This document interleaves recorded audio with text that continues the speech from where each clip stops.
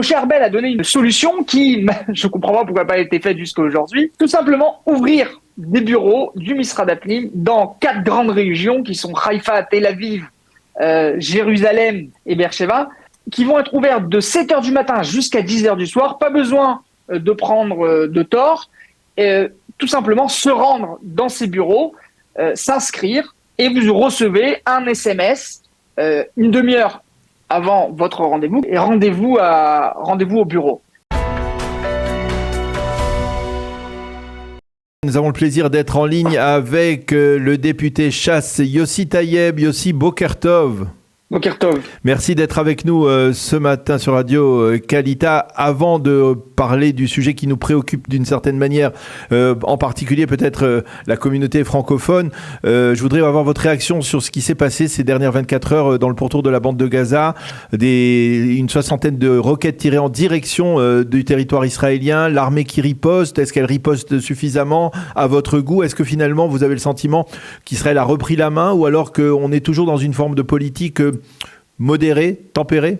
Je vais vous dire, tout d'abord, je tiens à soutenir les citoyens israéliens qui se trouvent dans le sud d'Israël et à Sderot d'une manière très spécifique. Je vais vous dire, je pense que la fonction d'un député est bien entendu de contrôler les actions du gouvernement et savoir parfois aussi critiquer les actions du gouvernement. C'est pas un secret que je ne fais pas partie de la commission de la sécurité et des affaires étrangères, mais je pense qu'il faut passer, si vous voulez, à un plan B. Continuer de cette manière, je pense que il faut arrêter. On a su, et j'ai su moi-même, critiquer le gouvernement sortant lorsque c'était la réaction et la décision, encore une fois, du comité du cabinet de sécurité israélien. Je pense qu'il faut, une fois pour tout, réagir d'une manière très ferme, donner une réponse dissuasive. Alors, encore une fois, j'ai pas tous les éléments, mais je pense que les citoyens israéliens, et d'une manière très spécifique, les citoyens israéliens qui habitent à Sderot, doivent avoir une réponse. Il est insensé qu'on se lève ce matin, que on entend du dover de Tsahal, que Israël revienne dans sa chigra, dans la norme. Non, il n'y a pas de norme. On a encore une fois des enfants qui habitent là-bas, des familles, des femmes, des gens qui veulent aller travailler, qui veulent vivre d'une manière sereine. J'appelle encore une fois le gouvernement, le cabinet de sécurité et bien entendu les ministres, dont certains ministres font partie aussi de mon parti, et je fais partie de cette coalition. Je pense que le devoir d'un député est bien entendu de contrôler les actions du gouvernement et de savoir critiquer. C'est exactement ce que je fais ce matin. Alors justement, je vais vous poser, puisqu'on parle un peu de politique, on va revenir sur le dossier qui nous préoccupe des passeports, mais puisqu'on parle de politique, il y a des critiques qui viennent de l'intérieur justement, et des partis orthodoxes en particulier. On a vu hier Meir Porouche, qui est un des ministres du gouvernement du parti Agudat Israël, ou judaïsme de la Torah, qui critique Binyamin Netanyahou, qui dit, eh bien, s'il n'est pas capable de gérer son gouvernement, eh bien qu'il s'en aille. C'est-à-dire, ce sont des critiques qu'on n'avait pas véritablement entendues de la part du monde orthodoxe, des députés orthodoxes. Qu'est-ce qui se passe là? Je vais vous dire, en ce qui concerne Yadout Torah, j'y fais pas partie, donc je peux pas être leur porte-parole. Ouais. Mais en ce qui concerne le parti Chasse, je veux le dire d'une manière très claire, à ce jour, nous sommes concentrés dans les 20 jours à venir à faire passer le budget gouvernemental de l'année 23 et 24. C'est le but de ce qui va se passer dans ces trois prochaines semaines, voire un mois. En ce qui concerne la loi pour les Bachoué Yeshivot et l'armée, etc., encore une fois, le parti de Yadout Torah, et pas tous, d'une manière très... On peut pointer du doigt les députés qui sont venus, qui ont critiqué Binyamin Netanyahou sur ce sujet, non Porouche, je pense s'envolent un peu. C'est-à-dire qu'il ne faut pas oublier que d'après le Bagatz, on a encore quand même 2 mois, voire 2 mois et demi avant de faire passer cette loi. Si on voulait vraiment faire passer cette loi avant le vote sur le budget gouvernemental, il fallait tout d'abord la préparer et l'amener à l'ordre du jour, une chose qui n'a pas été faite. Donc je pense qu'on parle beaucoup, c'est un peu populiste de la part de Porouche de venir de critiquer Binyamin Netanyahou à ce sujet.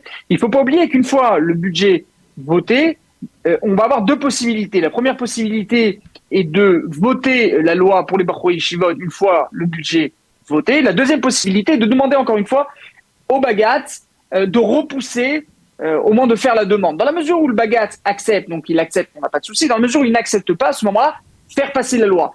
Je pense que tout ce que l'on parle aujourd'hui, d'amener à l'ordre du jour la loi de la conscription des Bachur Yeshivot, je pense que c'est là en fait, et c'est encore une fois, ça fait partie du jeu politique, de l'échiquier politique.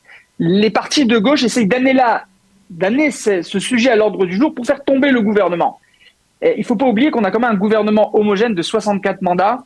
Ce qu'il nous faut aujourd'hui, c'est faire passer ce budget pour pouvoir justement amener des solutions qui ont été promises tout au long de notre dernière campagne, que ce soit sur la hausse des prix en Israël, que ce soit sur le plan sécuritaire, que ce soit sur le plan éducatif, et d'autres promesses qui ont été faites, non pas juste par le parti Shas, mais aussi par le Likoud, par Yahadut Torah, par la Tzionut Datit et par Otzma Yehudit. Et je pense que si on arrive à faire passer ce budget, on va voir que on va rentrer dans un calme un peu plus grand, mais bien entendu, donc. Donc vous voulez dire en fait, en tant que Shas et en tant que parti, en tant que député qui fait partie de ce parti, nous avons aucune critique au sein de Benyamin Netanyahou sur le sujet des Bachur Yeshivot. Il faut aujourd'hui se concentrer à faire passer le budget. Nous avons encore plus de 2 mois et demi pour faire passer cette loi des Bachur Yeshivot et de l'armée. C'est une chose qu'il se fera et on continuera à travailler. Je pense que on a devant nous 4 ans et nous avons l'obligation de faire tout pour garder ce gouvernement entier, bien entendu, le critiquer lorsqu'il faut le critiquer. Alors, je voudrais qu'on arrive à notre sujet de prédilection cette fois-ci pour parler avec vous de cette initiative prise par le nouveau ministre de l'Intérieur, il faut le souligner. Il remplace Aryeh Deri à ce poste. Il s'agit de Moshe Arbel, qui est l'un des députés, on va dire, les plus en vue au sein du parti Shas. Moshe Arbel propose tout simplement de raccourcir les interminables files d'attente pour obtenir un passeport. Tous les Israéliens qui, au cours des 2 dernières années, ont tenté de renouveler leur passeport, eh bien, connaissent ce problème. Il faut des mois pour obtenir un tort au ministère de l'Intérieur pour obtenir un passeport. Il faut des mois pour avoir ce passeport. Quelle est la proposition du ministre, de votre ami, le ministre de l'Intérieur, Moshe Arbel? Comment on va régler ce problème? Bon, tout d'abord, j'aimerais dire 2 choses. Il ne faut pas oublier que Moshe Arbel est l'un des députés, les parlementaires les plus brillants ici à la Knesset. On parle d'un député qui a 2 masters en droit et il doit terminer son doctorat de droit dans les mois à venir. Moshe Arbel, comme vous l'avez très bien cité, a remplacé Aryeh Deri. La situation des problèmes d'état civil et de service aux citoyens israéliens, je ne viens pas critiquer. Vous savez, c'est facile de dire le gouvernement sortant n'a rien fait, etc. Je pense que le Covid a amené à l'ordre du jour dans le monde entier, mais en Israël aussi, le problème dont vous avez parlé, entre autres le problème des passeports et beaucoup d'autres problèmes. Et des cartes d'identité. Il faut comprendre, et le carte d'identité, etc., tout ce qui touche l'état civil. Il faut comprendre que le site MyVisit du ministère de l'Intérieur et des ministères israéliens a été touché par des hackers qui ont, si vous voulez, brouillé et fait en sorte qu'il n'y ait pas assez de visites et de la possibilité de prendre dans les agendas et pouvoir venir et faire les passeports, cartes d'identité, etc. La guerre autour de ça avait commencé à être faite par le ministre sortant Aryeh Deri et continue aujourd'hui à trouver des solutions par le ministre entrant Moshe Arbel. Moshe Arbel a donné une solution qui, je ne comprends pas pourquoi elle n'a pas été faite jusqu'à aujourd'hui. Tout simplement ouvrir des bureaux du Misrad Apnim dans 4 grandes régions qui sont Haïfa, Tel Aviv, Jérusalem et Be'er-Sheva, qui vont être ouverts de 7h du matin jusqu'à 10h du soir. Pas besoin de prendre de tort, tout simplement se rendre dans ces bureaux, s'inscrire. Il va y avoir toute une possibilité, donc vous mettez votre numéro de téléphone, votre Teudat Zehut en arrivant, et vous recevez un SMS une demi-heure avant votre rendez-vous qui va vous appeler, voilà, votre rendez-vous arrive et rendez-vous au bureau. ce qui va donner la possibilité aux gens aussi de venir le matin, de prendre le rendez-vous, de pouvoir sortir, boire un café, faire des rendez-vous autour, pas loin du bureau, et de pouvoir se rendre et d'avoir la solution sur le passeport. En parallèle à ça, Moshe Arbel, si vous voulez, ils sont en train de travailler, le ministre de l'Intérieur, pour qu'il y ait des bornes automatiques qui vont donner la possibilité aux gens de venir de renouveler leur passeport biométrique au sein de ces bornes d'une manière automatique. C'est une chose qui est en train de se faire et de voir le jour. Je pense que le ministre Arbel a pour politique de mettre en priorité le service d'état civil aux citoyens israéliens de la manière la plus facile, la plus rapide. C'est la politique qu'il prend, une politique qui malheureusement n'a pas été adaptée par les ministres, par la ministre sortante Ariel Shaked, qui a fait un très bon travail sur le plan des municipalités. Il faut comprendre que le ministère de l'Intérieur a énormément de fonctions, mais une de ses fonctions principales est aussi le service donné aux citoyens israéliens, la possibilité d'avoir ce service d'état civil de la manière la plus proche, la plus rapide. Ceci est la politique de Moshe Arbel, dont on a parlé aussi hier. Sont arrivés pendant les mois qui sont passés des centaines, voire peut-être des milliers de doléances de Olim francophones, qui sont certains sont tout nouveaux en Israël, certains sont déjà plusieurs années, mais n'arrivaient pas justement à arriver à pouvoir refaire les passeports. Il faut comprendre que une décision avait été prise qu'une personne, un citoyen israélien qui avait une deuxième nationalité, qui avait un deuxième passeport, pouvait utiliser son deuxième passeport. Malheureusement, on a énormément de cas qui n'ont pas non plus les passeports de la deuxième nationalité, ce qui ne leur donnait pas la possibilité de rentrer et de sortir en Israël, voire peut-être, des fois pour des Olim, de pouvoir ouvrir un compte en banque, tout simplement. Donc, après de longues discussions avec Moshe Arbel, c'est la décision qui a été prise. Comme je vous ai dit, sa priorité, sa politique est de pouvoir amener le service, tout ce qui est en rapport avec l'état civil, de la manière la plus proche, la plus rapide aux citoyens israéliens. C'est ce qu'il fait. Et je pense qu'on va avoir de nouvelles réformes sur ce sujet. Et donc, sur le plan des résultats, on peut dire que les Israéliens qui veulent partir cet été, ils ont une chance d'obtenir un passeport dans les 2-3 prochains mois, c'est-à-dire jusqu'au mois de juillet, jusqu'au mois juillet-août. Tout à fait. Ces bureaux, tout d'abord, vont être ouverts à partir du 15 mai.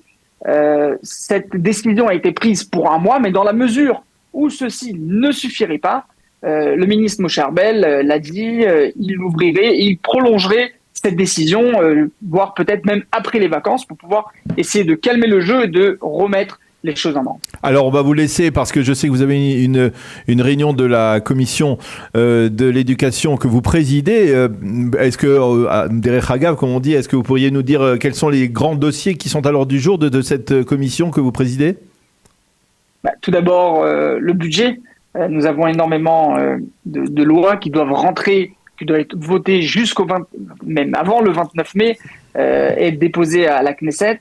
Des lois qui sont travaillées dans toutes les commissions, dont aussi la commission de l'éducation. Une des lois principales est de donner la possibilité aux écoles d'ouvrir des comptes en banque pour pouvoir eux-mêmes avoir une prise sur l'argent qui arrive dans les municipalités. On a eu malheureusement pendant certaines années, voire les dernières années, des problèmes dont l'argent passait du ministère de l'Éducation aux municipalités, mais après les municipalités ne faisaient pas passer tout l'argent, voire amener à des difficultés pour que cet argent puisse arriver au directeur des écoles.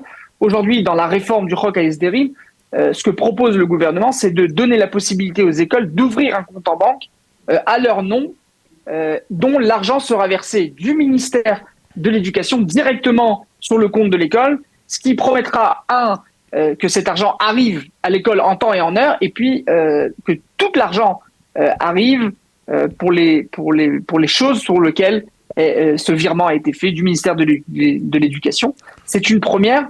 C'est une des lois qui est censée passer cette semaine, voire la semaine prochaine, au sein de la commission de l'éducation. D'autres lois aussi. Il y a des lois les maltraitances. Il y a des lois, Yossi, qui concernent en particulier, on va dire, les Olim de France au niveau de l'éducation, ou c'est trop spécifique ?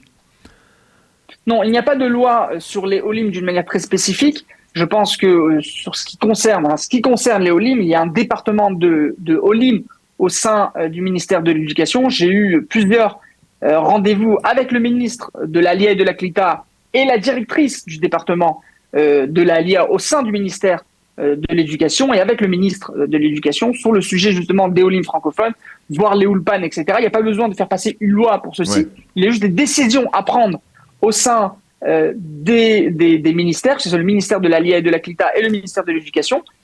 Je ne vous cache pas que je me sers aussi du fait que, en tant que président de la commission de l'éducation, et que des lois importantes au niveau du budget doivent passer et doivent être votées au sein de la commission, j'utilise aussi on va dire cette carte pour pouvoir amener et avoir de discussions très claires au sein de cette directrice du département de l'ALIA au sein du ministère de l'Éducation, le ministre de l'Éducation et le ministre de l'ALIA de la CLITA, pour amener de vraies solutions en Île-de-France. Eh bien, Yossi Taïeb, député... Une sorte de chantage, on peut appeler ça comme ça. Oui, on peut appeler ça comme du bon chantage, on peut dire.